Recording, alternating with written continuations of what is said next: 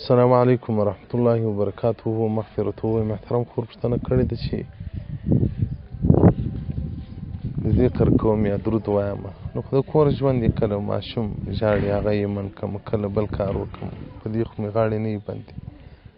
محترمه ذکر کوي دا ټول شیطاني وسوسې دي. دا یهود او نصارا چې هلال سول شیطان په دین کې ورته راغلی.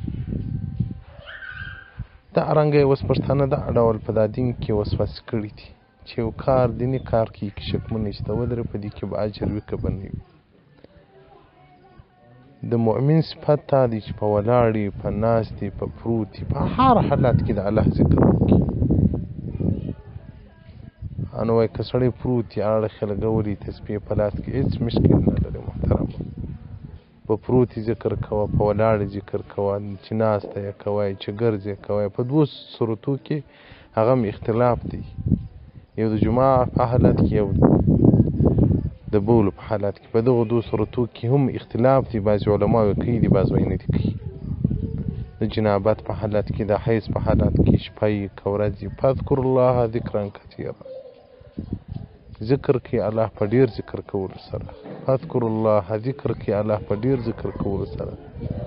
که ناست یاست، که ولاړ یاست، که پراته یاست، که تکونکي یاست. نو محترمه خپل ذکر دې کوه، په دې کې شرعاً څه مشکل نشته. پر لار باندې ذکر کوه، ځکه حدیث کې راځي رسول الله صلی الله علیه وسلم مبارک وایي هېڅ انسان پر یو لار نه تېرېږي که پر هغه لار ذکر نه وکړي، په ورځ قیامت هغه لارو باندې افسوس وایي کاشکې په فلانکي ځای باندې ما ذکر کړی وای، کاشکې په فلانکي ځای کې ما ذکر کړی وای. موسوعة الفقهیه صفحه 224 مباحث الذکر جلد نمبر 21. والسلام علیکم ورحمة الله وبرکاته.